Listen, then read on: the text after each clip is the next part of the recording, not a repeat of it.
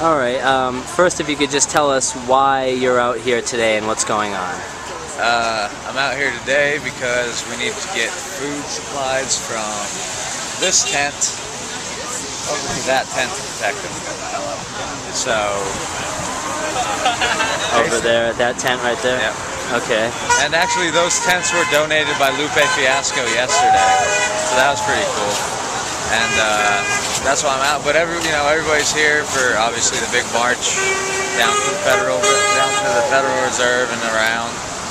And yeah, so that's why I'm out here today. All right. And a little more specifically, like maybe what kind of issues are important to you and maybe to the others that you've spoke to out here? Yeah, well, I think of it, it's given me a lot of time to talk and discuss with other people. I think of it as money in government and how our interests are being crushed by just dollars and, every politician's bought. And that's the cancer of the system, and everybody's out here for a different malady of it, So I'm out here because I think the war on drugs is a complete failure.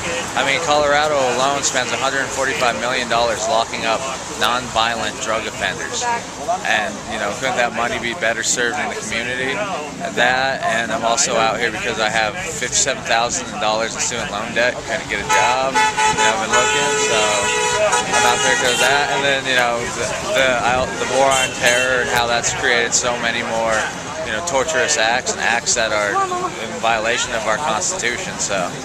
And if you could come up with a solution to one or any of those issues, I don't know, a general solution? General solution? General solution to those issues is, well, the easiest and most direct form would just be calling a constitutional convention and rewriting our Constitution again. As a people, that would be obviously the simplest one we can clearly say out. And Colorado, we can also have a people's addendum to the Constitution, and that's what medical marijuana is. And so we could do that. And the other big government, big business, that money that's already in the system is actually doing that right now with the Regulate Marijuana Like Alcohol initiative. Big business big business, government, police force, the government is trying to commoditize another market and keep the people from it so they can't work. And it's only for the elite, so now it's a commodity as water is and everything else. So we can, that's something we can do. We can just go write the Constitution as we see it without big business and big government and this, these really oppressive systems trying to push in on it. And we could start with, in Colorado, marijuana.